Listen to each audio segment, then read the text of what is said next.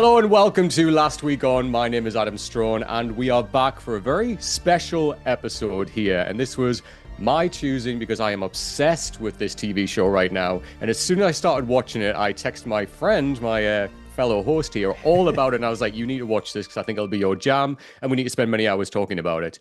That person is the host of Slayerfest 98 and the co-host of My Bloody Judy podcast. It's my pleasure to have here once again, Ian Carlos Crawford. How are we doing, Ian? Hi, I'm good. Adam, how are you? I'm good, thank you. I've been looking forward to this one so much, Ian. So let me tell you my little anecdote before we jump in. We are Yes. talking about the TV show Silo, the Apple TV show starring Rebecca Ferguson, based on a series of books as well. But weirdly, this was like, what, a month or so ago, maybe I two think months so, ago? yeah. Yeah, it was about that.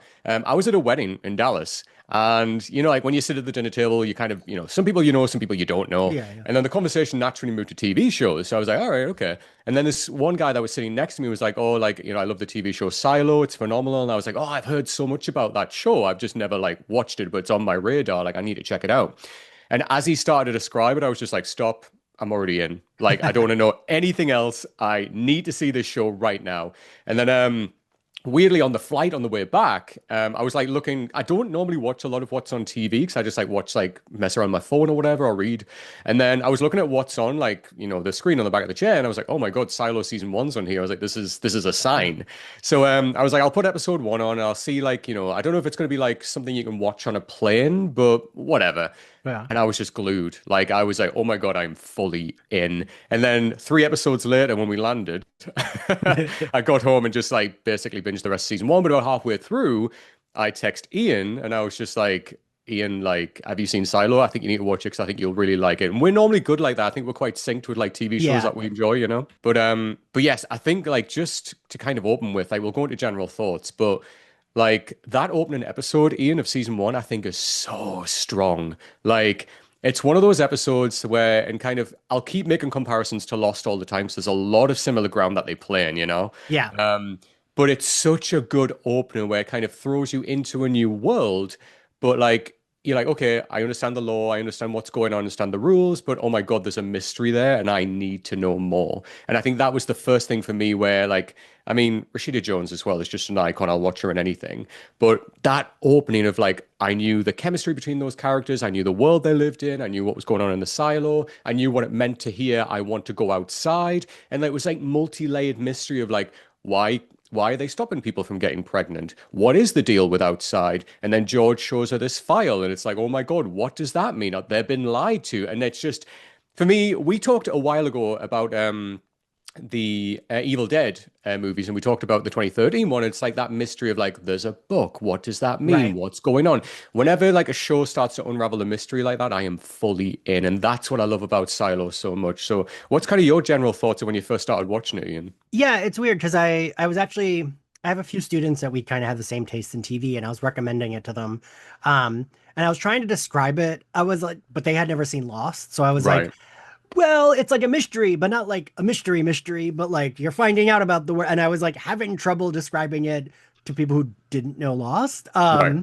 Because like there's a mystery, but you know what I mean? It's like I feel like people think like murder mystery or something like Right. that when you say mystery. Yeah. And that's the thing I like about this show is that like we're unraveling the mystery of like kind of their life, but you're still able to like I don't know, it still like has episodes and we're still like doing character work and it's not just about figuring out what the mystery is, right? And that's what I Right. like. But it's hard to it really was hard to describe it to my students because they didn't know what Lost was.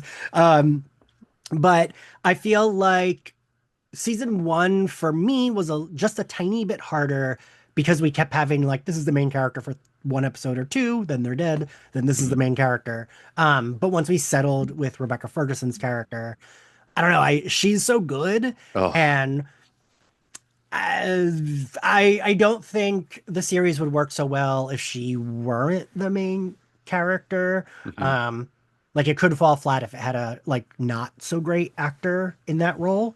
Um, but it's like weirdly like Hunger Games meets Lost meets something else. I don't know what the something else would even be.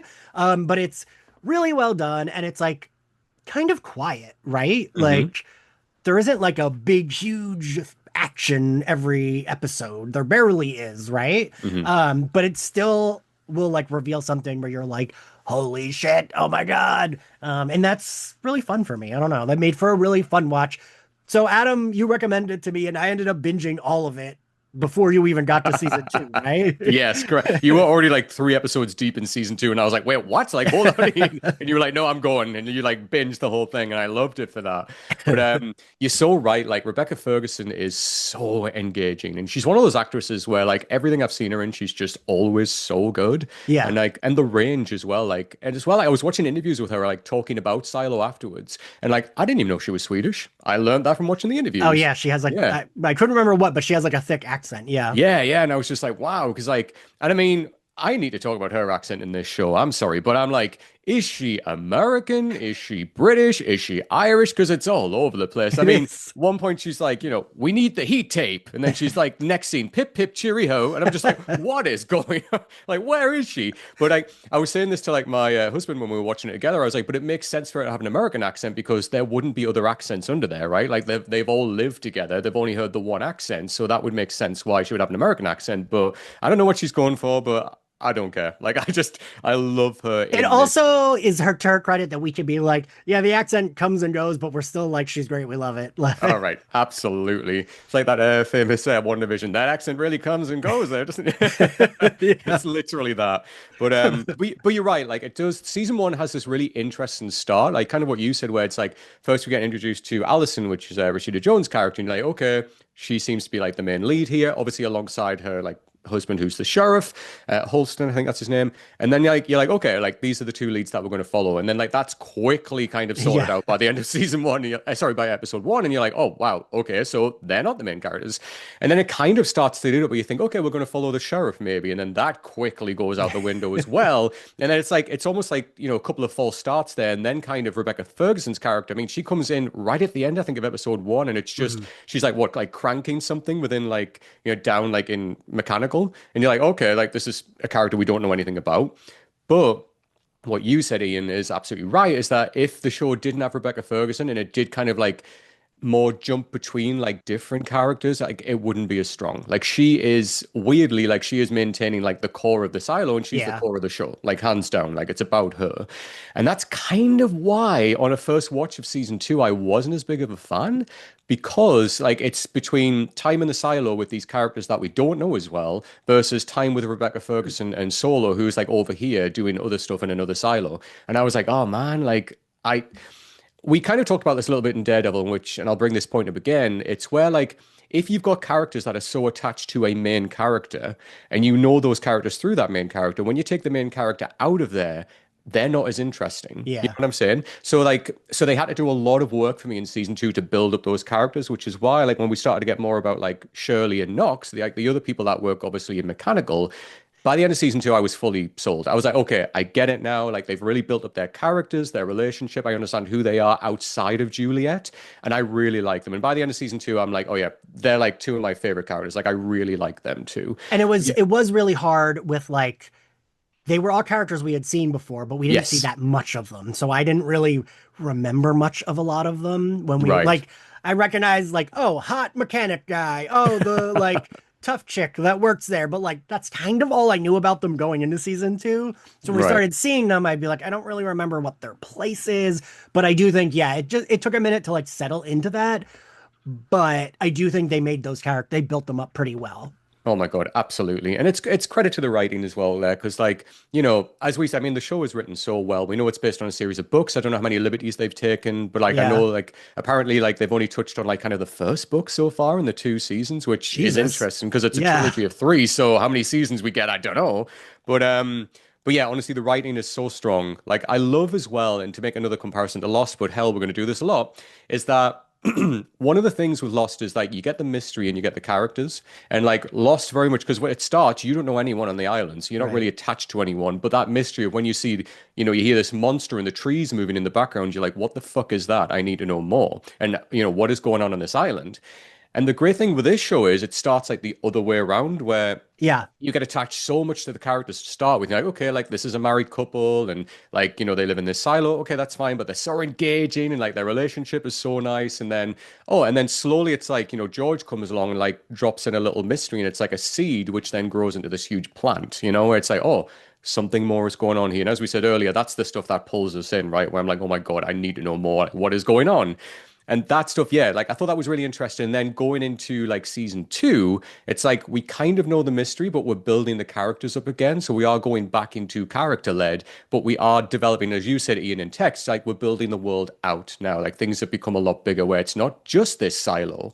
We're learning about more silos and there's other people out there. So I really like that, how like we started with, learning the characters, then we're building up on the mystery, and then season two almost kind of did the same thing again. I thought it's really well structured and paced. And I do think this maybe sounds stupid, but they do a good job of like resolving the mystery. They're like currently it's in front of their face that then leads to five other mysteries, but it doesn't feel incomplete. Hmm.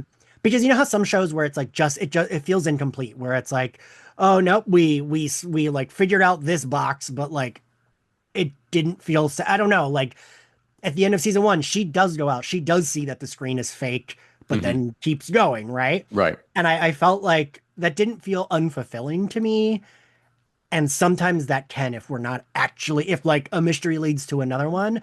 But I think they do a good job of like, okay, we solved that the screen is fake. That felt like the big thing of season one. It was like the going outside of it. Hmm.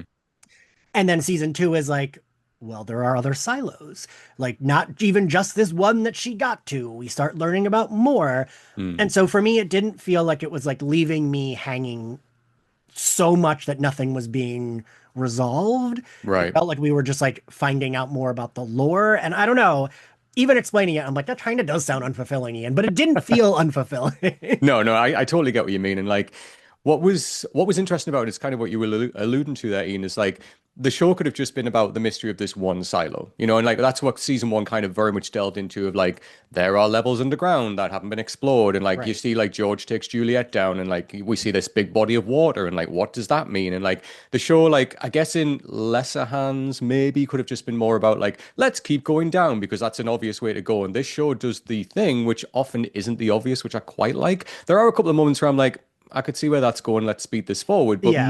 mostly on the whole, I'm like, oh, this is interesting. Like, the big revelation, as you say, at the end of her going outside and then going to another silo and seeing many silos outside, seeing the post-apocalyptic city in the distance. Is that Georgia? We kind of don't really know because the book is from Georgia, right?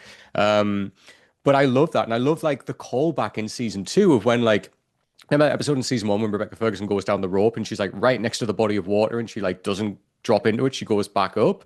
And then in season two, when we see the guy who's like trying to map the stars and he goes down, he drops into it, he's like, oh, it's like up to like his waist, and he just Yeah. like Yeah. walks in it. It's like really nothing. But I like the callback to that because we get fed into that of like there is something down there. There's another room where you can speak to something, and like George kind of tells her about that. But man, I'm just it's like some of the best media, like, and I've said this before, it's like, when you feel like when you watch like a movie that you love or you watch a TV series and you feel like you are living in it, it's like clinging to you.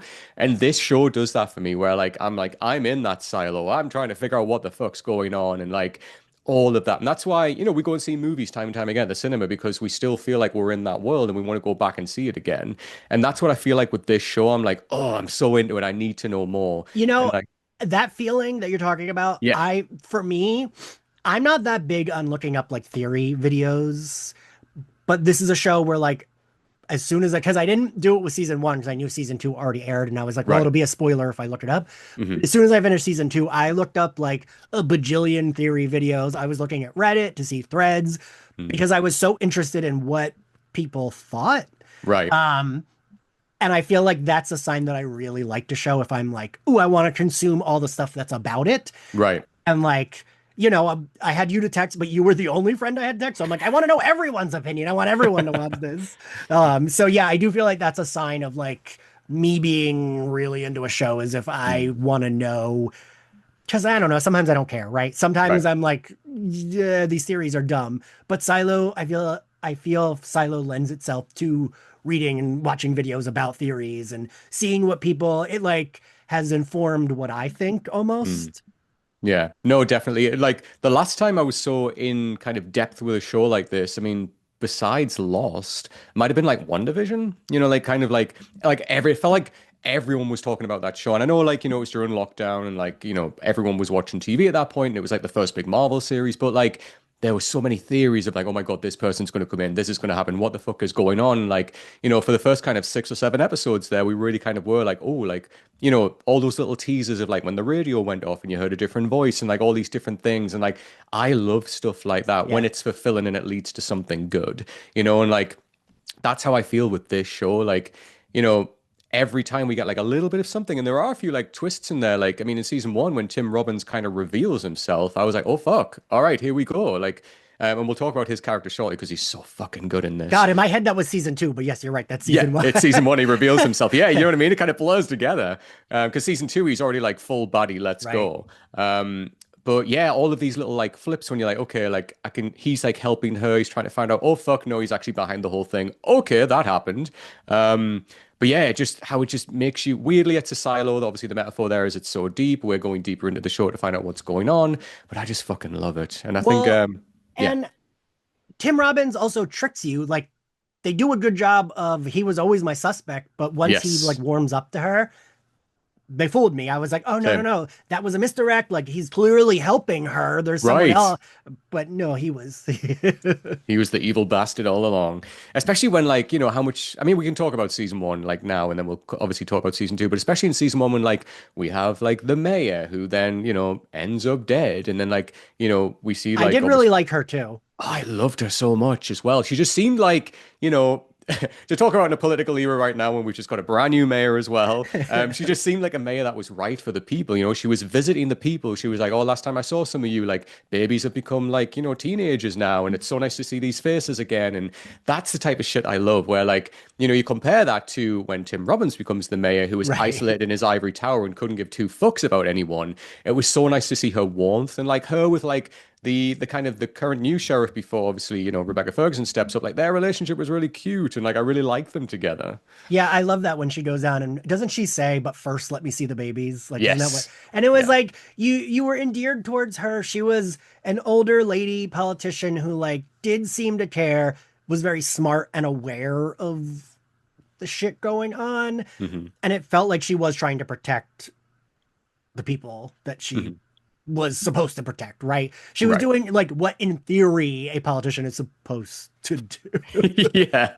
And then at the same time, and like you and I talk about this in texting, and it's like, the parallels of like what's currently happening in a political climate right now, is kind of like Tim Robbins is really echoing that, right? Yeah. Where like locked away in an ivory tower, dictating what needs to happen, very much canceling things that could happen or like disappearing people, Yeah. i.e., you are going to go outside. Like, season one ends when like he says to people, oh yes, Juliet did announce, along with Common's character who also heard, yes, she said she wants to go outside, so we're sending her outside, which obviously is bullshit. That never happened. But yeah, I guess we'll talk about Juliet's character, and then we can kind of link that with Tim Robbins. But I just, I love this character arc, like with her, where like, she starts off mechanical. She's very much like her interest is only, maintaining the silo, right? Like that. She's like, that's all And I we do. see I that she's keep really fixing good this. at it too. Absolutely. Like she's the glue that holds everything together, right? I mean, she's got that little apprentice, but like she is there literally fixing things. She's the one that comes up with a plan of when like what is it, the main kind of motor or generator is like going to break, and I don't she's know the one that's what like was going on. I just know she fixed it. literally, yeah. It was like the whole thing was going to fold in on itself or whatever. And she was like, no, no, this is the plan. We need to do this. Let's go. And like all of that, like the levels of detail in this, where this could have just been like, I don't know, a 20-minute section of an episode where she was like, yeah, fix that anyway, let's crack back on. I love that they're unafraid just to like explore that, so it's like, right, this is the plan, this is how important it is, but also highlights how fucking important she is. And she was kind of a dick, which I liked. Yeah. When she Yeah. punches the one guy and it's like I think isn't it the like the head of that department was like, you need to apologize. And she's like, no. Yeah. And she was being a dick, right? Hmm. But you kind of understood that like the rules there are a little different. She's not a bad person. She's just was kind of a dick. And I like that she was allowed to be that. And the mentee still really liked her. He still, it didn't Hmm. make him be like, oh, fuck her. He almost like felt bad. Right. And I just like that we're able to be like, oh, she isn't like, oh, I'm so sorry. Oh, but like she just was like, nope, that's what I did, whatever. But then she was really good at her job, so you kind of understood, Yeah. right? No, you're right, like 100%. And like, I mean, that little like, the mentoree as well, like the apprentice, like, I mean, he was just nice. He's just like a young kid who's just trying to Yeah. do his best, and like, and he like in doing that thought, oh fuck, I should step up because Juliet's not here. She's Yeah. clearly like hung over and hasn't turned in. I should step up. So obviously her rushing in there, as you said, Ian, like the politics and kind of, I mean, they are similar in a way, but like even like, I don't know, the society is very different from modern day society. So you can kind of like make some allowances and understand why Right. this difference is there. But yeah, like she is a fucking asshole to start with. It's kind of like everybody fuck off. It's me that needs to do this. I'm the only one that can. And what's nice is with her arc is later on, she learns like actually I can't do this myself. I Yeah. need to rely on like the deputy sheriff who comes in later on, and them two really start to rekindle. That woman who works in the sheriff's office who fucking hates her to start with, later on, even by the end, that she's like, okay, no, actually, I respect her because she's trying to find out the Yeah. truth. And the main thing I love about Julia in this kind of season one is, with that kind of selfishness, she takes up that role to start with because she wants to find out what happened to George, because she thinks he was murdered, right? Like that was her lover. She gets told that he fell and went over the side and fell down and landed on one of the fans, and that's how he died. But she's like, no, no, like he was not suicidal. Like that wouldn't have happened. He has been murdered. So she pursued that for selfish reasons. But later on, as she's discovering like what happened to George, she figures out, oh no, this is a much bigger thing than Yeah. just about him. And then therefore her kind of going outside and going to another silo is more about other people, right? And she even says in season two, like the reason why I need to go back, like when she sees what happened to that other silo and she sees so many people died, she's like, fuck, I need to go back and let my people know. You compare that to like, the very Yes. beginning, it's so different, right? Like she was such a selfish pursuit of I want to find out what happened to George. I want justice for George for my lover, compared to the end of season two. What a great arc, right? Yeah. And I do think the beginning of season one, her version of her might have just been like, great, I live in this new silo now. Right. Whatever.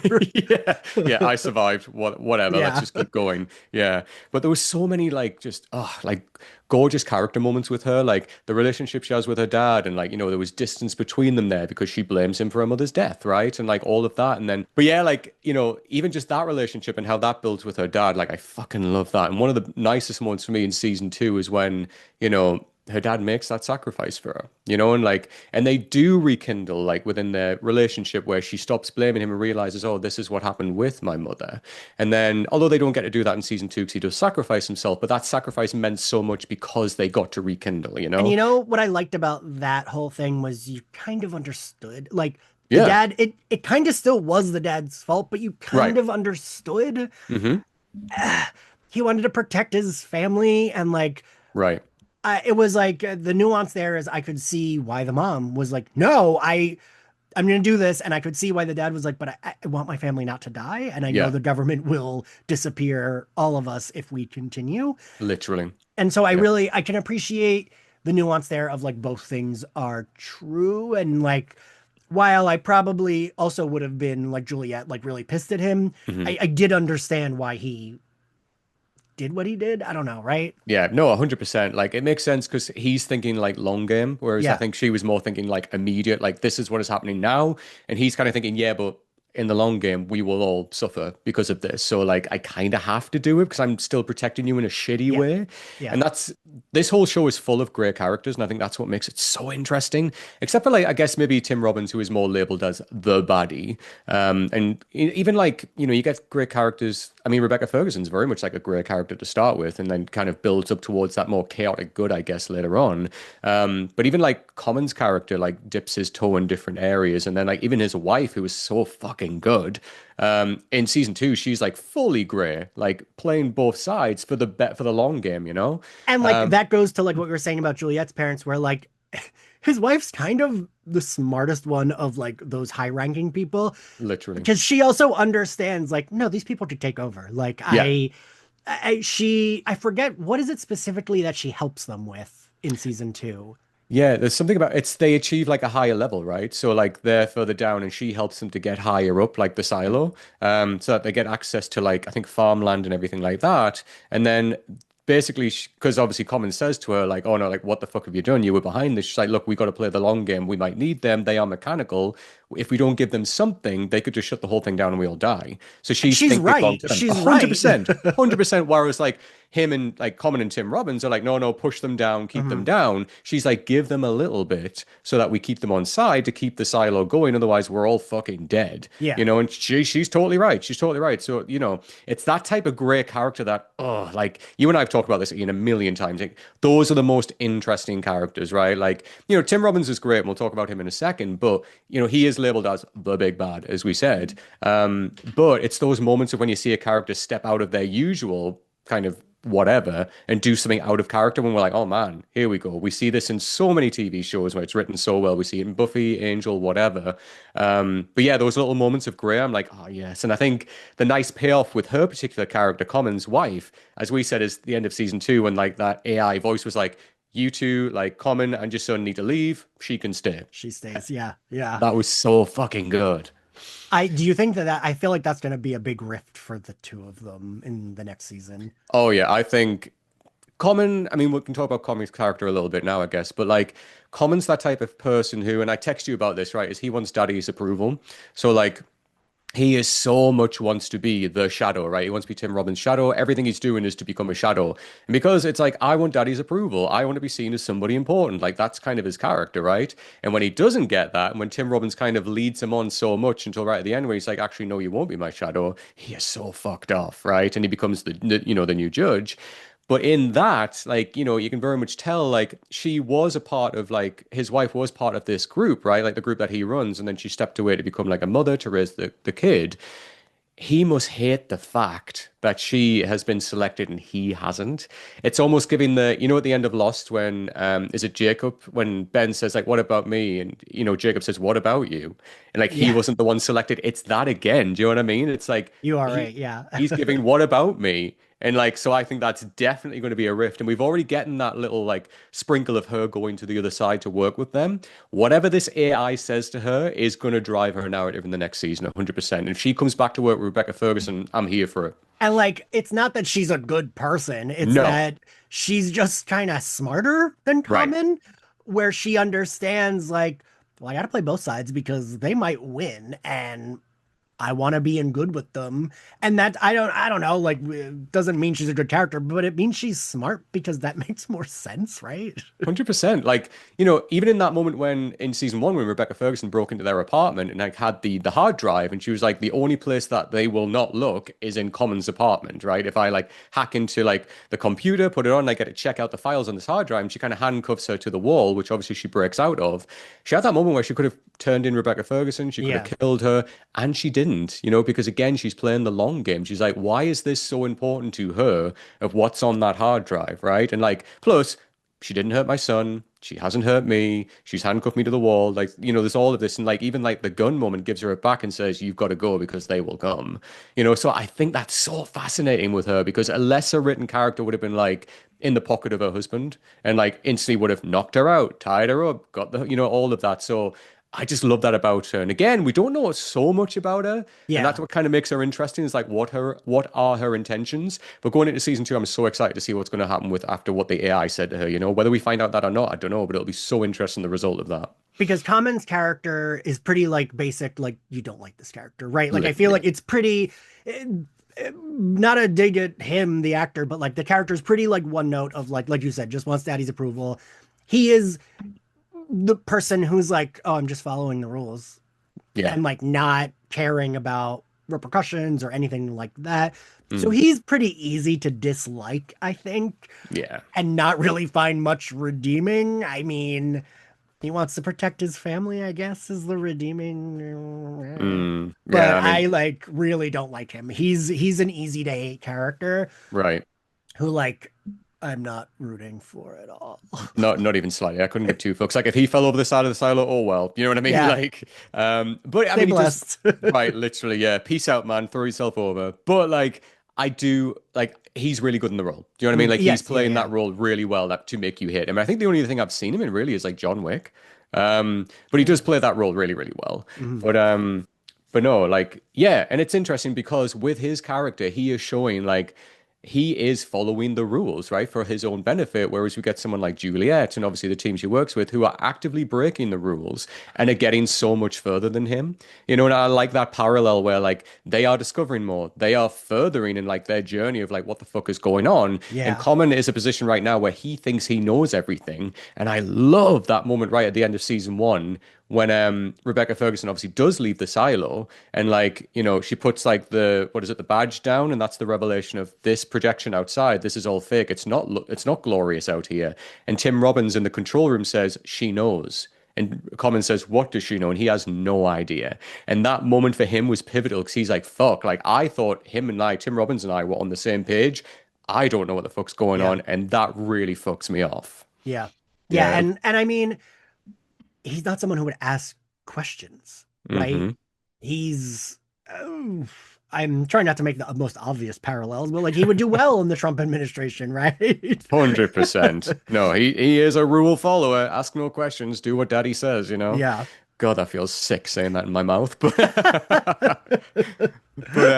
I guess we can pivot and talk about Tim Robbins. So like like Andy Dufresne, like, one of like the greatest known actors from one of the best movies ever, Shawshank Redemption, right? But in this role, oh my God, Ian, he's so fucking good, right? Like I he mean, it's is. impressive that he tricked us into thinking we were wrong about him being bad, only to show us that he was like because he presents as a villain, right? He's the older white dude with the gray hair who's like in charge of these Mhm. like things that we're not sure what's going on. Right. That's easy to peg as a villain, but I genuinely was like, oh, okay, he's an ally. All right, cool, cool, Hmm. cool. And nope.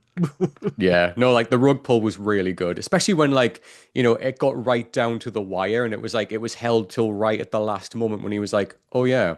It was almost like that kind of, have you seen in The Dark Knight Rises when like Catwoman's like, "Whoops," and her character changes? It was kind of like that, like the face crack of, "Oh, Yeah. yeah, it's actually me." And it's like I love that shit and he played it so well. And as you said, it was like there was times when he was like, "Okay, Julia, I understand what you're saying. Let's kind of find this out. Let's figure this out together. I will do this for you," and like giving like putting things in place for her, only to then be like, "Oh yeah, actually, you've helped me all along to figure out what the fuck you're doing." And it's like, it's like those character moments when there's a switch and it's done well and it pays off. You're like, "Oh fuck!" Like he got me as well. I totally thought he was gonna die because he Yeah. was the big famous name and he was kind of in like a kind of main character role, but seemed Hmm. like it could. And we were killing so many characters in season one Mm, that seemed important or pivotal that I totally thought once he was an ally, I was like, oh, that guy's gonna die soon. Like he's right. not making it. But instead, it was the reveal, and I do think. I don't know. It's almost like Billy Loomis in Scream, where it's like it's so obvious, but then you're like, oh no, well, it's not that, and then it is. Yeah, yeah. And a Uh, double twist like that's pretty good, right? Where like as you said, like in Scream, it's like, no, it's not going to be the boyfriend. Like that's so obvious. And they're setting it up to look like him. So it can't be him. And then when it is, you kind of get like, oh, okay, I did think that, but they right. did play me. And it's that same thing again. Like we were played in that, but it's done so well. But yeah, man, he just jumps into this role and does it so well. And I like that the reveal comes later, which then makes you retroactively look back and you think, fucking hell, the way the mayor died was him. Like, and all of these moments when it starts to slot into place, you're like, he did that. That fucking dick. Oh my God. And he did that as well. He was behind that. And like all of this starts to come into place and it's so, so good. But he's also like, it's interesting with his character because there is still a lot of mystery behind him. Like Yes. there is a lot of like, he says like we have the story about the pact, right? Which is like the book of like kind of like the religion that they all follow, right? Or a lot of people follow within the silo, where it's like, this is what the pact says. But again, what I love about this parallel is it's taking religious context and using it to your own interpretation to do whatever the fuck you want. And we see that so often in current society, right? And it's like, it's nice that in a way that this is its own isolated society down here, but we see so many shared things within, humanity of like those darker sides of, oh, fucking hell, they're doing that again. That's interesting. Yeah, and anytime I know it's not, but yeah, like the religious feeling of it. Yeah. Anytime they cited the book, I'm like, oh, shut up. Who cares? Who cares about the stupid book? Like, it made me mad every time that like him or Common would be like, well, in the pact it says, and I'd be Right. like, who cares? Like, But I did kind of like later on when like because the deputy sheriff, the one who kind of helps, is alongside Rebecca Ferguson's character Juliet, because he has like an encyclopedia knowledge of the pact, right? And then like later on when she kind of comes up to Common and obviously kind of plays towards Tim Robbins and is like, oh yeah, well the pact does say, and like he steps in and says, yeah, actually the pact says this. We must investigate this because this is what happens. This is what the pact says that we all follow. And it's one of those great things where like Game of Thrones did this quite often. I don't know. Did you watch Game of Thrones, Ian, or Mm-mm. no? No. So there's like two characters in Game of Thrones who are like people that have information. And like some of the best scenes is when like one reveals something that makes you think, oh, fuck, they've got the power. But then someone comes back with another thing. You think, oh, no, fuck, they've got the power. And it's a lot of layering like that. It's like mind games, right? And those little conversations in those moments made like those mind games like, oh, fuck, actually, there's a little bit of threat going on here, but then there's a little bit of actually, no, fuck you going on here. But they're dancing around saying that. They're saying what needs to be said that is politically correct. And I love writing like that. There was a moment, I think it's in season two, when Tim Robbins goes to Common's wife and he suspects her of like helping the other side. And she's kind of quoting the pact back to him. And she's kind of like threatening him in a way, but then he's kind of coming back and threatening her, all like while they're smiling to each other in the office. And I love that fucking shit, you know? Yeah. Yeah, no, I do. The thing I like about, I mean, you mentioned this deputy sheriff, kind of to make the stupid parallel, it's almost like he's the actually good religious person, Yeah, and yeah, they're the people using religion as like a means to be evil and control. And he's someone who genuinely believes in the quote unquote good of the pact, right? right. And Yeah, that's why he knows it, and that's why he can use it against them, because he does believe in it. They only believe in it in the way of using it to control. They don't really care what it says, right? right. They're just like, how can I use this to control everybody? And he is someone who is like, well, no, but it genuinely says this is what you should do. And Mm, they're like the people that are like, well, we ignore that part. Why would we don't care about that part? right. And I do like that. While he still annoyed me when he quoted the back, I do like that he was able to use it against the people in power that supposedly respected it or whatever. Right. No, exactly. And even him like goes on that interesting journey, right? Where like, he is, as you said, and he's like, he's the good one. He's like, no, the pack says this, we must follow this, this is what we must do. And then you compare to later on when like he's interrogating that other character and he's like slamming his fist down, slamming the chair down. He's like, right, you fucking listen to me. Like, we need this information now. And it was like, oof. Plus, like, Yeah. he's obviously got that, what is it, the condition where like his hands shake as well, which is I like, forget what they call it. yeah, right. It's like, is it the syndrome or something like that? But again, like he's almost like a plot device to explore that as well, because he's the one that seems most affected by it within everyone Yes. else in the silo, which I guess might be, I mean, if it becomes a bigger thing, I don't know, but it's interesting that, you know, even in the start of that, that's an interesting thing with his character where he should declare that and tell people that he's got that, but yet he has been helped by Common to keep that hush hush, and that goes against the pact. So Yeah. like even in him being like, even he's doing a little bit of what Tim Robbins and Common are doing, where it's like we use this to benefit us. He's kind of going against that by being like, no, no, shush, shush, we don't talk about that.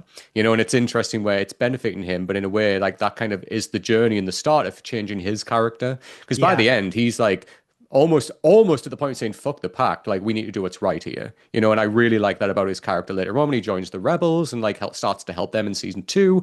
But yeah, but yeah, season one overall, I think for me, like the thing I loved about it the most is as kind of as you said, it was that mystery, right? It's like we sort of focused on Juliet's character and we are learning the mystery alongside her. So like that for me is so gripping. Like that's what connects me to her so much. And like I loved all the moments of when like she went to see that woman who knew her mother and was like, "Oh, like I'm going to give you this. Read it alone. Do not show anyone this. This is what will get you killed." And like even that moment I'm like, "Okay, we've got new levels here." And then when she takes it home, it's that book which is what like a children's book about Georgia and it shows like birds outside and like green grass and trees and she sees animals she's probably never seen before and stuff like that. And even later on someone tells her like, "Oh yeah, they're called birds in the sky." Like cuz they don't know. But I love that's I think for me, my favorite moment of season one is when she's sitting down and looking at that book because it's twofold, right? Like one, she's having her mind blown, like she's like, oh my God, like, what is this? Like there's so much outside. But also that moment of when the camera pans back, and it goes behind the mirror, and then like the two people are like, oh, she knows. Because at Yeah. that point, we haven't seen those people behind the mirror. And they're like, should we wake him up? We need to. She kind of knows, like, how has she gotten that book? And I love that shit. Again, it's very Lost. It's kind of very given, very similar in One Division when we kind of saw the people watching outside and watching the city and we didn't know who was watching the screens. I love that shit. And that for me was like the turning point of the season when we kind of went, oh, we're going fully in now. We are fully exploring what's going on behind the scenes and also fully exploring the mystery. Yeah, and I also didn't realize how little they knew. Like when she was looking through the book, I didn't realize until we like explicitly are like, oh, now she knows. I kind of was like, all right, what is she getting out of this? Oh, right. Mm, She doesn't know what birds are. Oh, she doesn't know what this scenery would look like. right, And I do think that lore building is done well, where it's just like it drops you that knowledge of like they're not actually being taught right. things. hmm Yeah. And again, it's a sense of control. Like Yeah, that's the yeah. thing about this. One of the main themes about the whole show is control and what that looks like. And if you go like, if you break out of being controlled, what does that look like? Right. So like the biggest fuck you, I think, in season one is that Juliet has been controlled into leaving the silo, even though she's not really ready to do that. But in the end, when she does leave the silo, the biggest fuck you is actually this screen that has been projected to us to make it look like it's lush outside is fake. And like when she puts that down, and then, that moment, as I said, when Tim Robbins says, oh shit, she knows, and like quickly runs off and obviously goes over the edge of the silo, nobody else has seen that yet. And I like the fake out, even as us as viewers, because I think we talked about this a little bit, Ian, where like, we see Rashida Jones' character finds like that video on the hard drive of like how it looks beautiful outside. There's birds flying, there's like wind blowing through the trees. It looks luscious. And she's like, what is that? And we see her see that when she goes outside, but still falls over. And then, her husband sees the same thing. And then, like, when Juliet goes outside, she also sees it initially, but then when she puts the thing down, it's like, oh, this is actually all fake.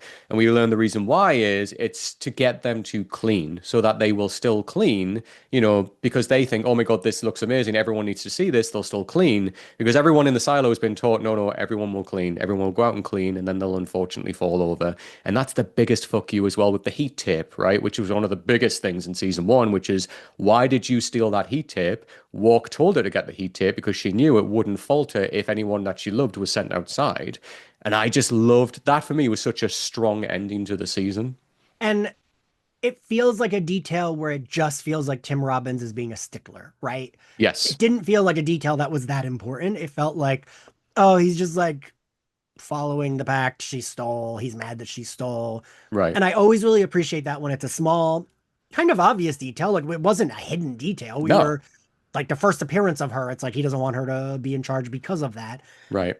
And we don't, I never connected it until they did, which I Mm, really appreciated. And I always think that's pretty smart to like drop something that seems so inconsequential, yes. even though we're saying it explicitly, telling you there's no like hidden thing about it. They're saying what it is. She said why they needed it, why she stole it, but I still never made the connection until it was like the characters were making the connection, which I really liked. Yeah, same. Like, because they did like kind of pepper it throughout season one where you heard them mention this heat tape and it was like Juliet stole the heat tape and that fucked off Tim Robbins. And you're like, okay, but it's fucking tape. Like, why are we making a big, you know what I mean? I was like, so it was one of those things that, as you said, like you noticed it, like when they mentioned it, and it was like, okay, like, it might be a plot device or it's something that happened off screen, blah, blah, blah, blah, whatever.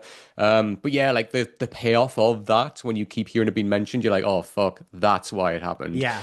And that character Walk, who is almost like, becomes her mother in a way when her mother dies. I love that character. She is one of those people who is playing the long game and is two steps ahead all the time. One with the heat tape, like, and that was like playing the long, long game there. So I love that. But also in season two, like the hand signals thing, which we'll talk about when we talk about season two, that again is another brilliant long play move, and I fucking loved it. But Yeah. yeah, but I loved, as you said, Ian, such a strong moment that ending of just like, oh, we're getting the reveal of why that means so much and why we kept hearing about it. So, so, so, so good. I do have a subtle flex. Okay. So, the actress who plays, she's the lady with like the long gray hair who she's the one that starts to tell people, she tells Rashida Jones, oh, like they tell us that they've The removed one the they're chip. giving drugs to, right? Yes, Yeah, yeah, yeah, yeah. yes, her. And she's the one that says, oh, yeah, they tell us that they removed our pregnancy chips that allows us to get pregnant, but they haven't. My husband and I have tried for years. It didn't happen. And she kind of has knowledge of like more because she worked with like Juliet's mom, right? They were called, what is it, the Fire Breakers or something? They were like that resistance group, right? I not only have met her in real life, but I am in a movie with her. Oh, cool. Yeah. So like I remember like starting to watch the season, I was like, I recognize her from somewhere. Because like, even in that first episode, like the sheriff's like, she's a cook, like fucking ignore her. She's Yeah, wacky, she's yeah, got no yeah. idea what she's on about. And actually she's the one that's the most like important really in terms of opening the minds of other people, right? But yeah, there's a movie I was in called Tales from the Lodge, and she is in it. She's normally like a comedic actress. Oh, So that's like a comedy horror movie that I was in like 2017. But I met her, I was on set with her, and she was like lovely, so fucking funny. So to see her again in this, I was like, oh, it's you again. So that was pretty cool. I love But that. um, but I actually really like her in this as well. Like she's one character I actually haven't gotten my notes, but it just came back to my mind there. I like that, it's crazy cookie lady, but is also the person that fucking knows the most, right? Is the one that you should be listening Yeah, to. And yeah, I she like is, that. yeah, absolutely. And I love, like, as you said, like, she is the perfect exploration, like going into it when they're like, no, no, we'll keep her drugged. We'll make her seem like she's a fucking moron. When the reality is, we need to silence her because she knows too much. Yeah, yeah, no, I really like that. I I am now trying to remember. Does she die? She dies, right? No, she just gets kept in the room. So Oh, like okay. in the hospital room, like Common comes in and it says like, "Oh, what was the conversation that was had with you and Juliet?" And I think like that's when when she opens up the like area where she takes it's like a vault like off and the string is down like tied up with the notes. It's like in that room and Common's trying to figure out why and why did Juliet put like the blanket over the top of the mirror and like that's the whole thing about the flowers in front of the mirror. It's to block the view of what's going on. Right, right. Yeah, so he kind of just says to her like, "You'll stay in here and you'll stay on drugs basically until you're dead." So that's the last we see of her. She's still in Okay. that room. But yeah, but no, I really like that. And again, it is like a horrible parallel of stuff that's happening with people. I guess like Wendy Williams is an obvious comparison right now, where it's like people are kept in lock, not mainly because of like stuff, but it's more kind of a case of we have that power over you to do that. And in this case, it's to stop you from telling more people about what the reality of the situation is. It's exploitation. That's the comparison with the Wendy Williams there. It's exploitation, Yeah, right? yeah. Like, and that's like I mean, it's horrible to watch, but again, it's like so well done because it's so relatable to a lot of moments that we see in real life, unfortunately. But yeah, but I do like her character. I like when she comes back. I love the moment when Juliet like wheels her out of the hospital and like keeps her long enough out there where the drugs start to wear off and she shows her the Georgia book. And she says to her, like, oh my God, where did you get this? And like, you can't show people this and warns her and talks to her about her mother and it allows her to like rekindle her thoughts about with her father as well. And like all of this, it's just so well done. Yeah, no, I like all of that. And the urgency that you feel in that moment is like very much but they I don't know, you very much are like, oh my God, hurry up, please, hurry up, let's Right. because everyone's so evil at the top. Yeah. No, and you feel for her because like she's almost like a ticking clock at that point where you're Yeah. like, she is going to die any second. Hmm. Which is probably why you asked as well what happened to her, because that would be the obvious thing. Like she gets killed off, because we've seen that. We've seen Tim Robbins kill the mayor and kill other people. Um, but yeah, but I really like her and I hope we kind of get to see her again. I don't know whether we will because she's probably still trapped in that room in the original silo, but we'll see. But yes, I guess we'll kind of like go into season two. And I love that season two starts literally where season one ended. So like we're back with Juliet. She's left the silo. Everyone in the original silo is like, fucking hell. She went over the hill. She didn't fall over. She didn't clean. What does that mean? And it's planting the seeds of like uprising, right? And like even the opening of season two, I loved like we are in a silo. We don't know this big group of people. They look like they're in some type of rebellion, and like they're being led by this guy, and like they're talking about we need to go outside. And then, they do get outside, they burst out, and then we cut to Juliet walking on the bodies of all of them. And it's so fucking dark. It's so fucking bleak, but I kind of loved it. It's just like, oh man, like because again, you and I talked about this, Ian, where it's like in a show where it seems so bleak and so lacking of hope, when we do get those moments of hope, it really elevates them so much. And it really just kind of highlight of, oh man, like these people tried to rebel and tried to go outside and they just nothing happened, like they just died. And Juliet literally walking over their bodies to go into their silo was just such imagery of that, right? And like it also makes it feel so hopeless because then you're like, well, now I don't want everyone in the other silo to break out because I don't want them all to die. Right. And it like I do appreciate that it sets up a mystery that it does kind of like come back to. It does Yeah. come back to that where like she stops them from doing that. Right. And we also get a reason for everything. Well, not for everything, but for specifically why they died and she did not. Right. I appreciate that, but it almost sets it up where you feel like, well, what can happen if they can't go outside, but we know she's okay, but Mm, it's because of the tape. So, and it makes the rebellion feel slightly hopeless inside the first silo, right. but not totally hopeless because you're still like, well, I still want them to like get Tim Robbins and Common out of there, Yeah. but I don't want them to go outside because I don't want them all to die. Right, no, exactly. And I like that, the rebellion in the original Silo, it's like different in a way that, in the first Silo, they had their hero that they all followed outside, right? And like obviously that all led to their death. Whereas in the original Silo, Juliet is their hero, but she's absent. So Yeah. like we get like the likes of JL, right, which is sprayed around the Silo, like Juliet lives. And like that's the big like motto that they have, right? And I love that even though she's not there, she is still the one that's driving that rebellion in a way where they're like, no, no, she went over that hill. She's still alive. We need to figure out what's going on, and like that's what and we'll get to the end of this like season as well. But that's the big payoff moment of when she does come back over the hill. It means so much, like that's the rebellion like sealed right there. Like that's what they were fighting for.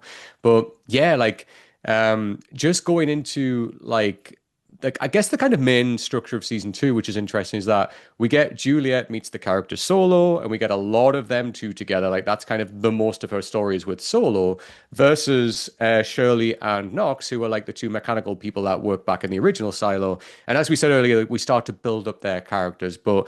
Yeah, like obviously you preferred season two to season one, Ian. I think after a rewatch, I'm kind of there as well. I did text you originally when I first watched it because I watched it through like two times with my husband.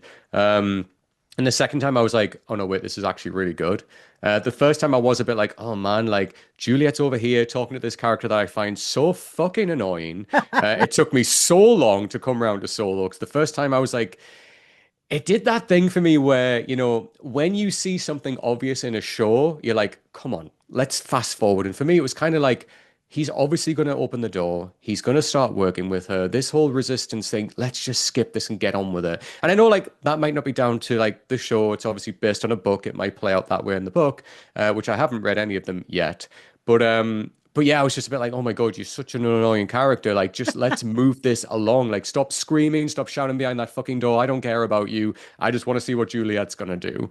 But yeah, what did you think of that kind of structure of season two? I understood your when you were first going through it, how you were like, I did understand that. Yeah, I normally that's how I would have felt too. I don't know why I didn't. There were times when it went a little too slow for me, where it yeah, was like, okay, I didn't mind him being behind the thing because I knew that I was gonna cry when he did, and I did. When he comes out and he says, "You're really real," and like yeah, is just like a sad little kid, and yeah, we learn that he basically is, right? Because he went in there when he was a kid. yep. I don't know, that like did break my heart, but there was a little bit of like, okay, but stop going back and forth. Like, Mm, you're already out. I don't need to be like, well, now I'm gonna go back in. yeah, right. And like the whole like you can't know the code. Like only I can know the code. I'm like, dude, how's that benefiting you? Like, Right. what the fuck are we doing here? You just brought us some food. Go inside and have a meal and shut up. But then Yeah.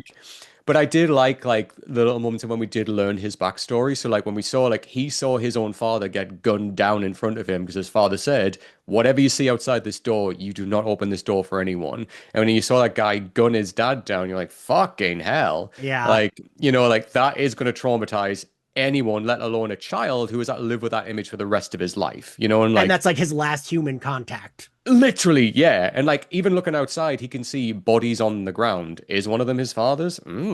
But like, it's that is fucking traumatizing. So like I'm pleased we got that because again, it kind of like started to justify my mind. He is going to be a little bit kooky. I would be the Yeah. same, Right. like Right. and the last thing he's held on to is his dad's words of "Do not open this door." And his dad is now dead, so he's trying to live up to that memory and that final wish of his dad. Which makes sense. Yeah. But yeah, and I will admit, like going further on through the show, I was like, I'm more endeared to him now because like.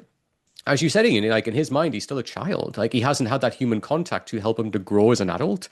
So like Juliet very much mothers him. Like I mean, she is a mother anyway. Let's be real. But like Yeah. No. Yeah. she like mothers him, like all the way through that. When she's like, "Can you help me find this? I need you to show me this. I need you to do this for me because I need to do this." And he's like, and even when he begs and he's like, "Please, please don't go, please. I need your help here." And she's like, season one, Juliet would have said fuck you and probably punched Yes, him. You know what I yes. mean? Whereas I love this development where through him we get to see her arc. Like she's now changing, she's helping more people. And even when later on in season two, when like, we find out there's actually other people in that silo, it's not just him, and it's like that other group of basically like young like young 20-year-olds, I guess, because they've got a child. And like when she like even says to them, like, I don't really need to help you. I'm trying to get back to my silo. But she does. She Yeah. still does help them, right? And like understands, like, oh my God, they've got a baby. And like I love the moment when like, he's on the ground and like she's trying to get the code out of him to go back in. He's like, and she's like, look, this woman will shoot you with an arrow. She will kill you. They are blaming you for their parents' death. She is going to kill you. I need this code. And then second, she's like, look, they have a baby. And he's like, they have a baby? And that's just like a switch in his mind. But that scene was so strong because of that journey we've been on with Juliet, where we're Yeah. like, fuck, she did not have to do this. These people literally mean nothing to her, but she sees the benefit in helping them. And I really love that. I will say that you even mentioning you weren't sure the age of them. That did bring up a little timeline Right.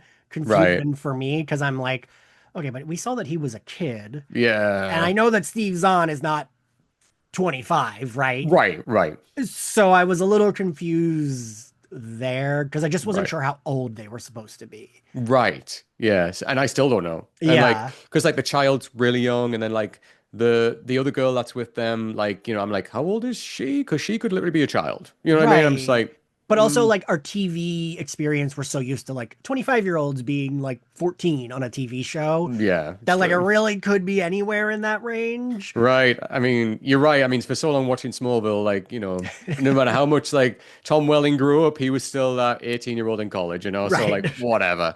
But I totally get your point, yeah. And it's like again, I'm even thinking now, I'm like, so how old are they? Because as you said, Ian, like he's not a young spring chicken, and they're talking about the Right. family dying. We saw him as a child, so like let's just go with that, I guess, question mark. But but yeah, and then we can obviously talk about Shirley and Knox. So, like, obviously, back in our silo, you know what I'm talking about, season one silo, back Where where we we are, live. Ian, Yes, where we yes. live, yes. Like, I initially, again, it took me a lot to warm up to that, and we Yes. did talk about this initially because I was like, what I said it right at the beginning of this recording, like, yes, like they were interesting characters, but they were interesting because they were so connected to Juliet. Once you take her out of there, I'm kind of like, it's the hot guy and the woman that I thought Juliet was in a relationship with. I'm going to be real. Like, I was gutted when they weren't. I But was positive she was supposed to be gay. same, I was like, she is a gay woman. And then Yeah. like, and then when like later on, she's like, oh, she's George. I was like, okay, she's like, she could be bi. And then like this other woman, I was like, no, she obviously she must be a gay woman as well because of her feelings for Juliet. And then when they kiss later on, I'm like, wait, what? Yeah. But that's by the by. But yes, like those two characters, like we again, like when I text you in, I was like, I'm not sure about this season because I'm so attached to Juliet. She's so far away right now. They're making a lot of these two characters. These are the people that are going up against Tim Robbins right now. Are they really strong enough to be those characters? Because Juliet was such a strong character to go up against him. I don't know about this. By the end of season two, I was fully sold. Like the character work that they did, the writing they did, I love and them. Yeah. same. Like them for me, it's like them two, Julia, Tim Robbins are like, and Walk as well, actually, like the main characters that I'm rooting for. Well, not, you know what I'm saying? The main characters I'm interested in. Yeah. Yeah.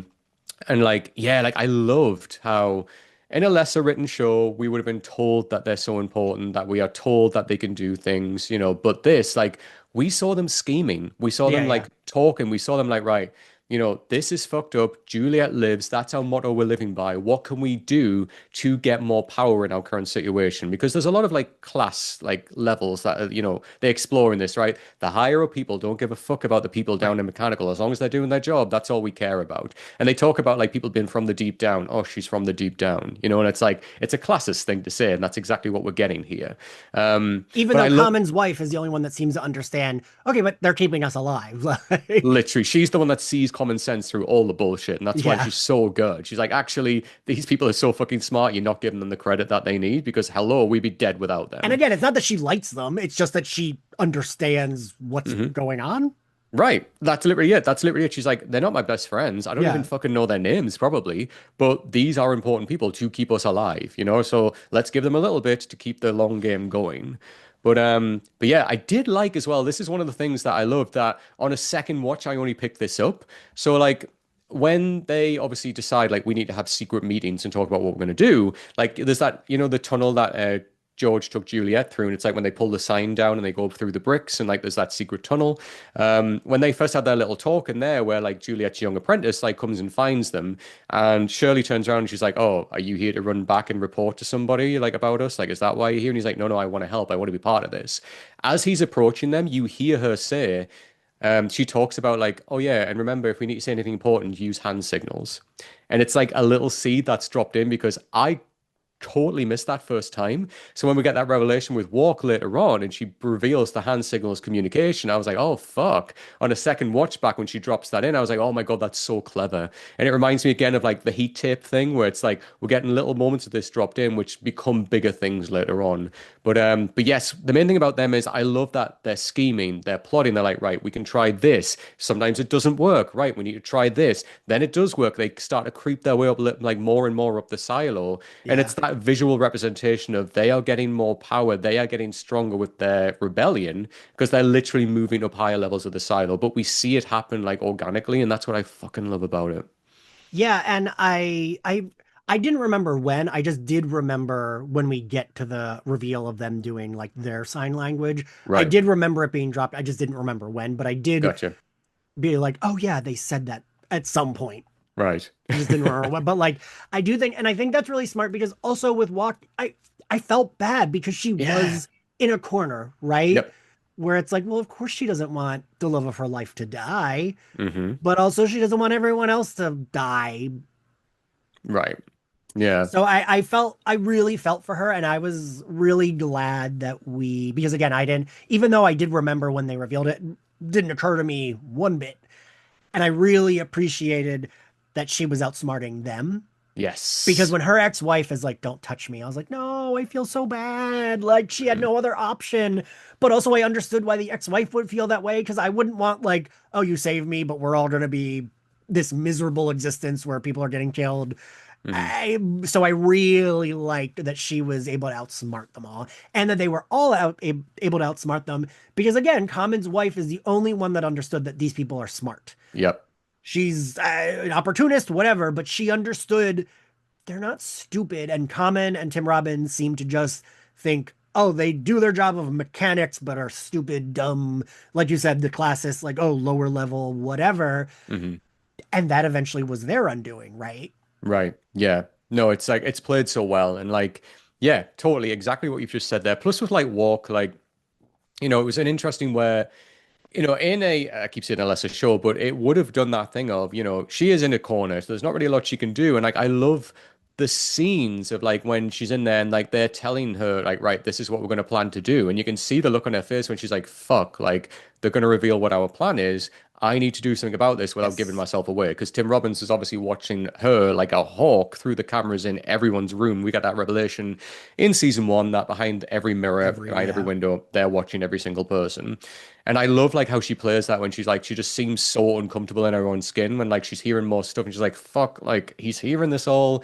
But again, like even if you watch those scenes back, like, when she does reveal that she's doing kind of the sign language, there are little moments that you kind of don't see. Like it's like almost like the hands are like off camera, but you see little moments of when she's doing something and like Knox's eyes do like go down for a second, back up. And it's beautifully played because like it's so well done where it's so subtle you will easily miss it the first time watching, which we did, which is when we get the revelation later on, where she's like, oh yeah, actually, and she says to him, we have our own language, Yeah. because Yeah. it's so noisy down there. We can't always hear each other, so we invented our own language. You can even do it with one hand. You can have a full conversation, or you can get by and know what we're saying. And when you see her doing that, it's like a big fuck you to Tim Robbins. It's so well played.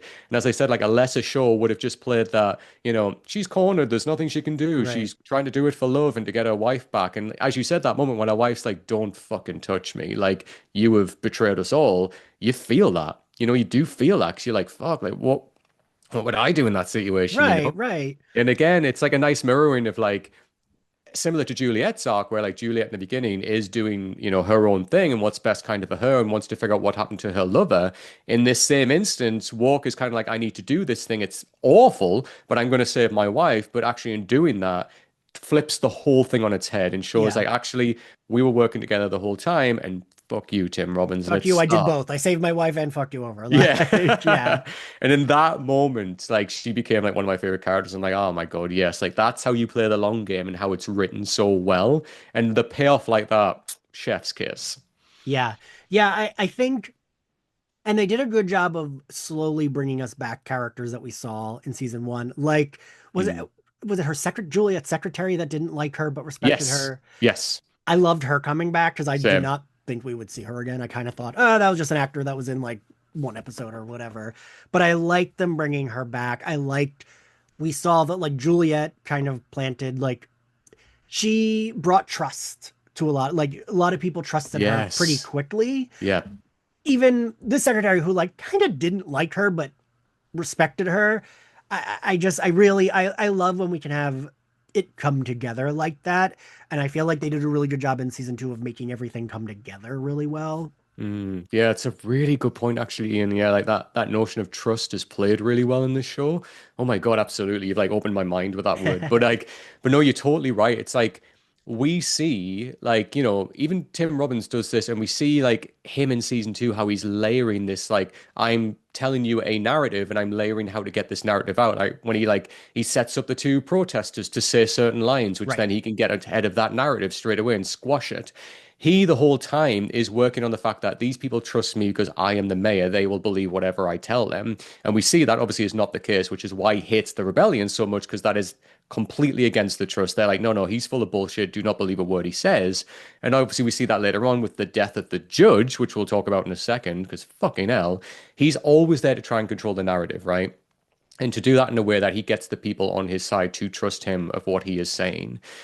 Whereas you see someone like Juliet, who, as you said, Ian, there perfectly, that secretary hates her guts to start with because she's like, you do not deserve this role. How do you have any training to be a sheriff? No, you're like from mechanical. She's even classist towards her in that sense. Like, you didn't deserve this, but the previous sheriff asked for you, so okay, I don't like you. But when she does come back, it's like, actually, no, what Juliet was doing, she put all of that trust in place because we could see her actively working towards a bigger thing to help us all, right? Like she wasn't all talk, she was doing, like, she was walking the walk essentially.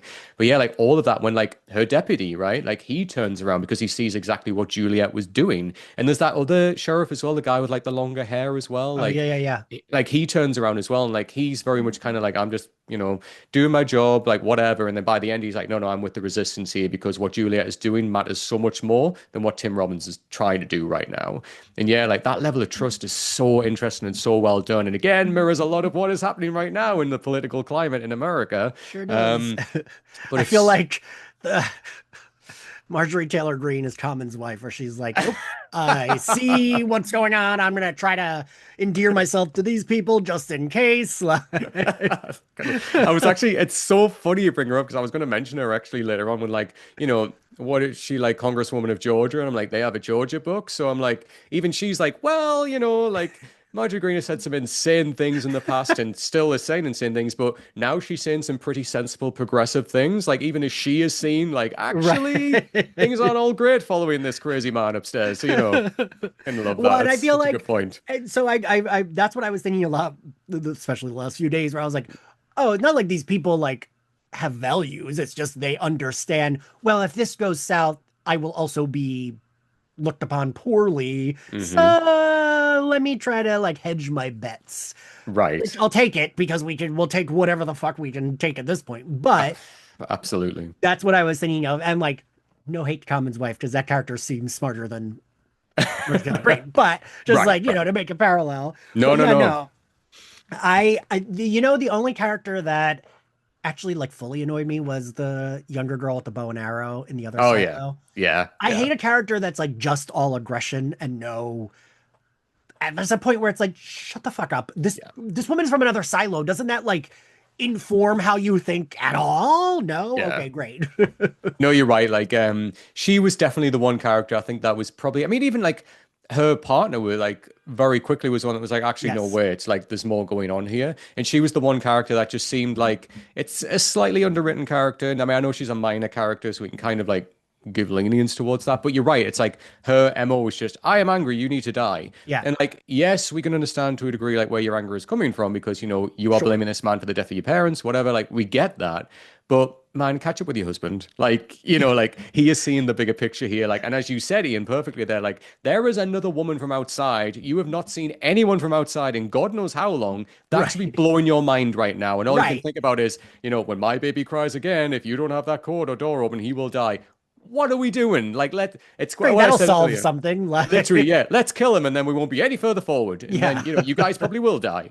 But you're right. Like, it is that kind of case of like, open your mind here. This is not what should be your focus right now. If I'm in a silo and I haven't seen other people in like X amount of years and a lady walks in from outside, I've got a billion questions And to ask. especially she's not like aggressive or trying to like hurt you. It's like, okay, let's sit and have a conversation because I want to fucking know where you came from, what's going on. hmm And like literally, like their first thing is like when they see her is like, oh, let's attack her. Or like, when Juliet's trying to like swing across to get to the other side to like go in towards the door, no, let's cut her rope or like let's attack her and like with a shield and like it's like, what are we doing? Like you haven't seen anyone from the outside world. Like what? Like and as you said, there's no aggression there. She's not coming in with like an AK-47 and shooting the place up. Right. She's just like trying to figure out what the fuck is going on, like anyone would who drops into another silo. So like, yeah, that really did seem like a weird move for them to do. And I know like they are probably trying to, again, to bring it back to trust, they are probably trying to build up that like we can't trust anyone, only ourselves. Anyone else is a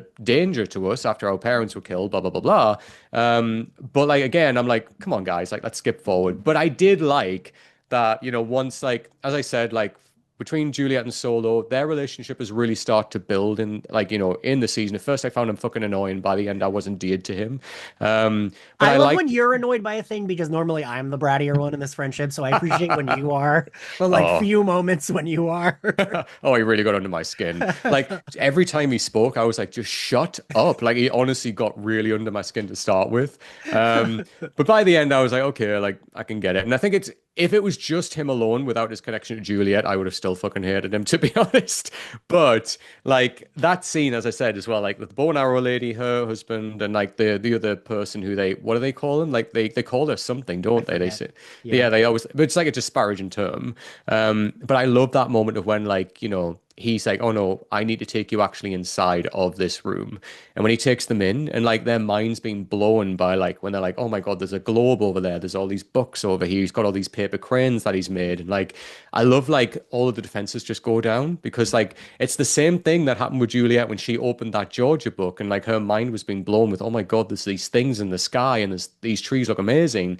We got to see that in real time with them again. And I really like that theme coming back around of them just being like, oh my God, like I've never seen any of this. And like, the child is like playing with like a toy and like all Yeah. of this. And it's like, I love that we got to sit in that moment with them. And even like Solo himself is like, yeah, like, this is what this is. And oh, this is what, this means. And it's like, all of her defenses, like I think she even just puts the bow and arrow down at one point because she knows like that's done. What's more important is what We I'm got learning to give now. those characters hope before we brought hope Yes. back to the other silo, which I do Yes. really appreciate. Yes. No, 100%. And it's nice, and it is like, as we said earlier, like those bleak moments of when we have a show that's so bleak in so many ways, and we see so many times, like with the rebellion in the silo that we know gets knocked back so many times. Tim Robbins is so far ahead of them. They're trying to catch up in a way and they keep getting knocked back. That when we get those little moments, like those little crumbs are a meal to us, where it's like, Yeah. oh, yes, that's like so nice to sit in this moment. And it's not bypassed quickly. We sit with them in that silo. We look around that room with them. We're like, oh my God, like, because but that's the mystery of season two as well, is what's behind that door.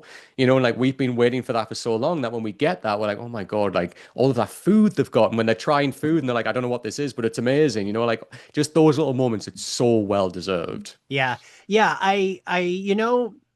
Something that I wish, the one thing that I'm like, I can't decide if it's a mystery or just something the show has not shown us is I'm kind of confused about the hierarchy of elected officials. Yeah, yeah, That's the one thing that I'm a little confused about because Tim Robbins was the mayor, but he kills the judge, but the judge was not higher than him, but seemed to have more sway.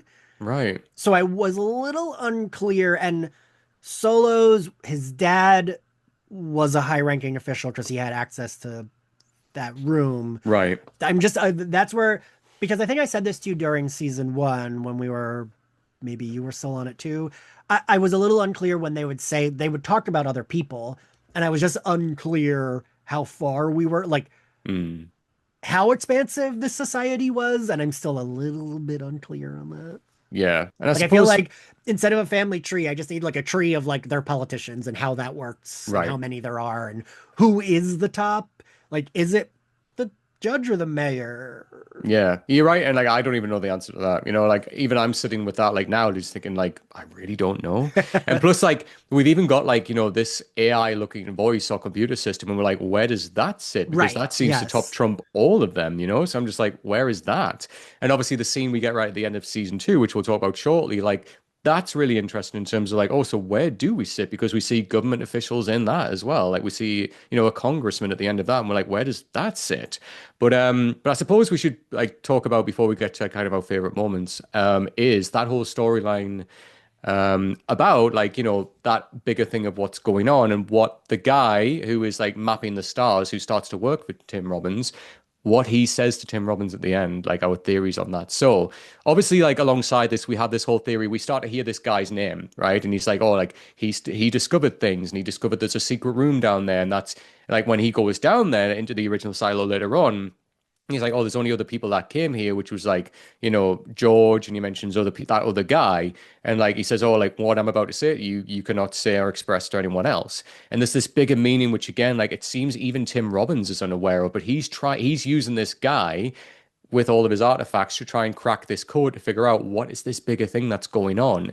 And it's nice that even Tim Robbins, which is the guy who seems like he has all the answers, is in complete control. He has no control Yeah. or involvement in that. He has no idea. And although that, when he takes this guy in, he's like, this is where you'll be staying. This is where you'll be studying his code to try and crack it. These are all the artifacts. And this is this AI system you can talk to. Even he doesn't know much about it. And like you and I discussed this where we were like, is there something going on where there's like another silo where it's like high ranking officials or like a government which is controlling what happens in all the silos? And that's the voice that they speak through in all the silos. We don't know, but it's interesting. What's your thoughts on that? I'm really curious about that. I am really Mm, like looking forward to getting maybe a little bit more on that. right. Um, because I am curious. I forget how many we learned there are 50? No. I How think many? there's I think it's over 20 silos Okay. that they say, yeah. So I'm curious, it's like if everyone else is kind of in disarray the way this new silo we see is, or if it's like kind of like the first silo where it's like they're functioning whatever. Right. I am curious about that, and I feel like this AI will bring some answers and or more questions about Mm, that right. because it does feel like they seem to, in the way that Tim Robbins had access to the cameras that were in everyone's room, it feels like they have access like that, but grander. Yeah. Yeah.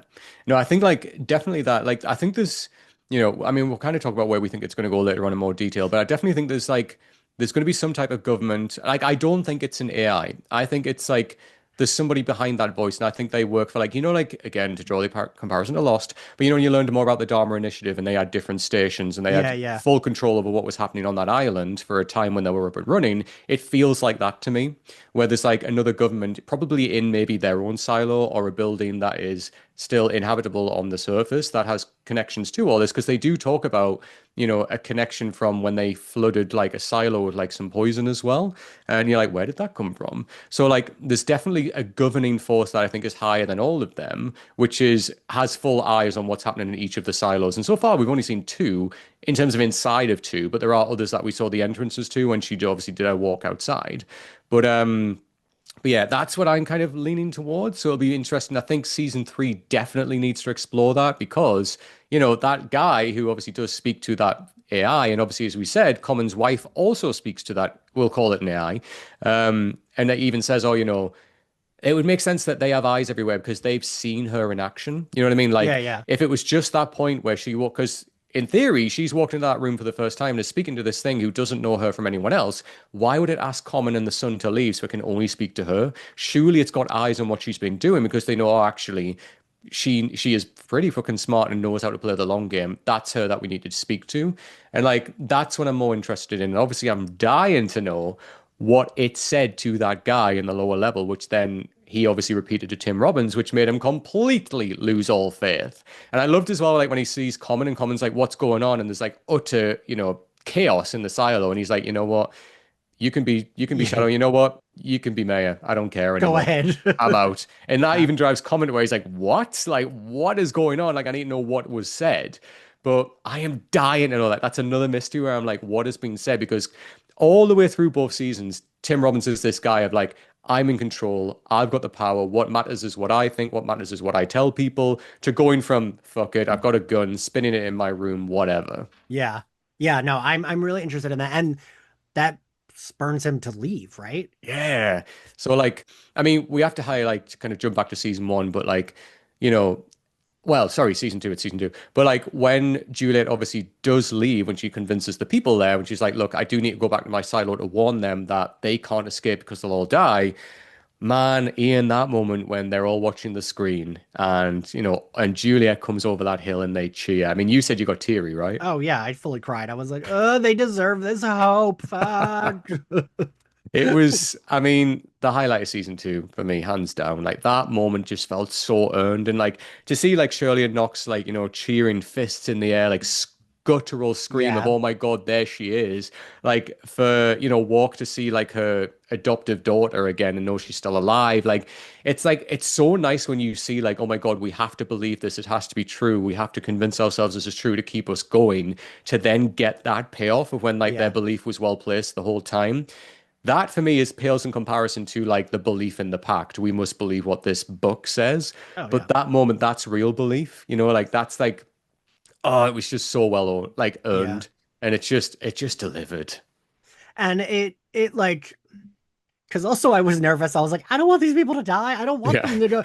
Like, I want them to escape the control, but I didn't want them to get out because I didn't want them to die. Right. But we knew that that was what they saw as breaking free. Mhm. So it was like, well earned. Like, okay, they've kind of overcome the hurdle of the people fully controlling them. Tim Robbins is like, whatever, come and take the role. I don't care. But I was like, but I don't want them to go outside. Oh no, oh no. But then so she like last minute gets there, and it was a both like a moment of hope, but also a moment of relief because it was like, oh thank Yeah. God, like Right. they're not all running outside to die.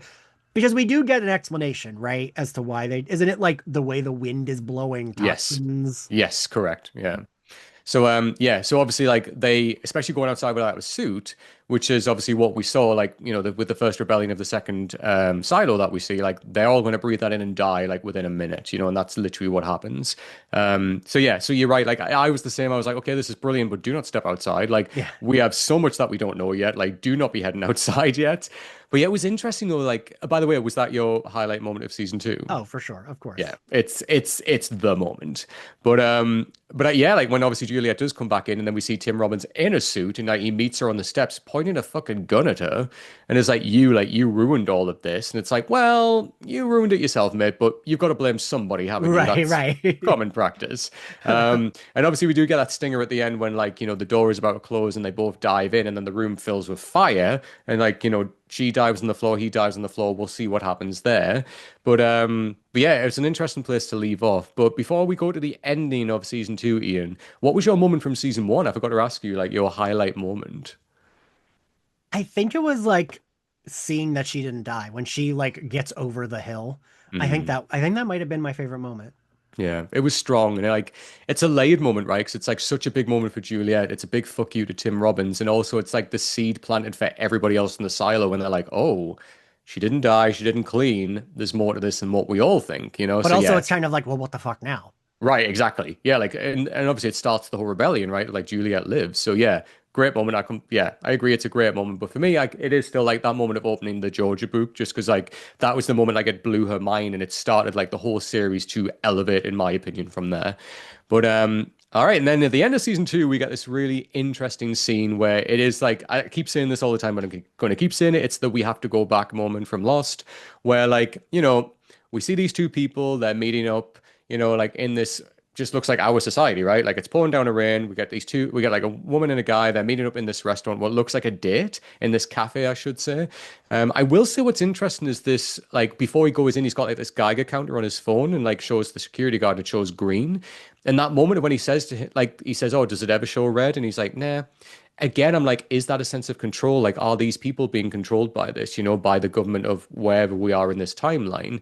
And I was like, where are we? Is this the future? Are we showing like, has society rebuilt itself? Are we outside of the silos? Is that an old thing?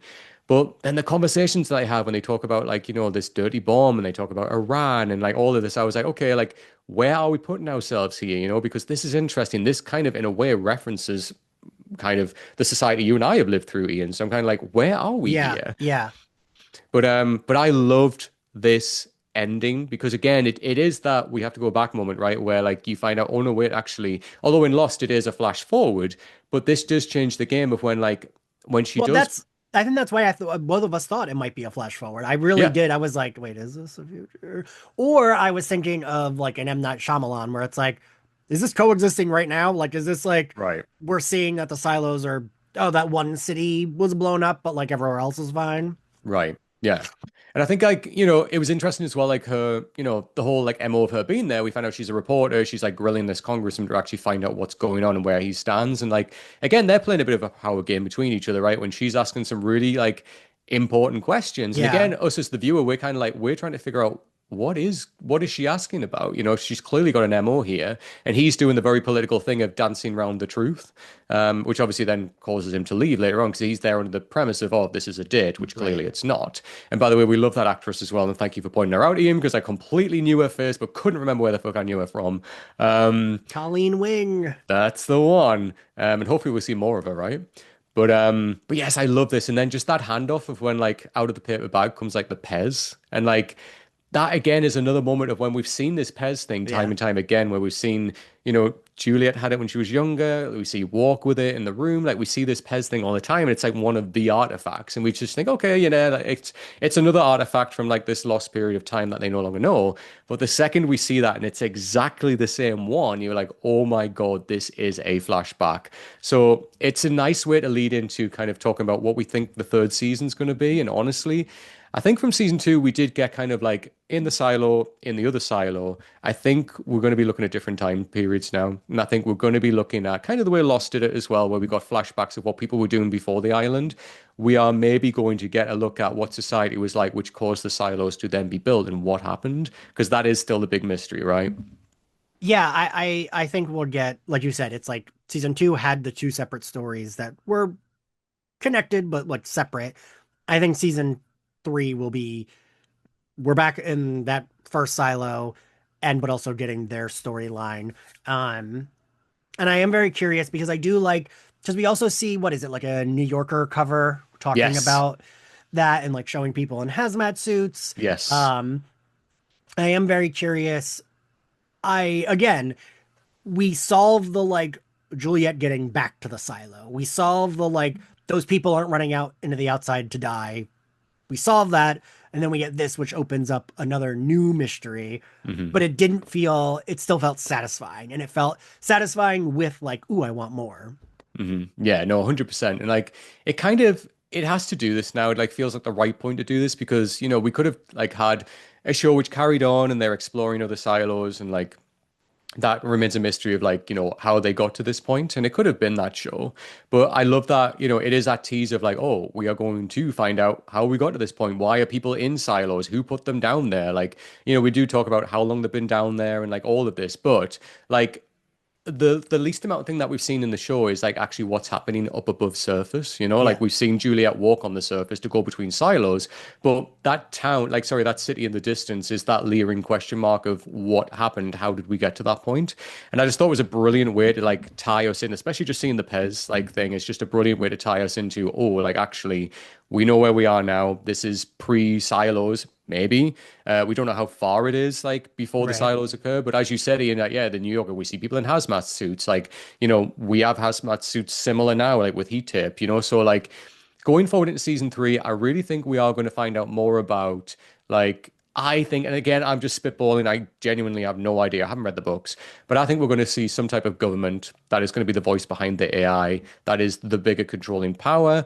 And I think Juliet is going to obviously go back to the silo. She's still going to be alive. I think like it's a fake out of like dying by being burnt in that I room. think he could be, Tim Robbins Yeah, could be dead, but right. And I mean, like, she is the one that has heat tape on her suit. We don't know whether he had it or not, but you'd assume so because he because was he ready to walk knew. out. Yeah, Yeah, and he knew. yeah. Yeah. He was like ready to walk out, right?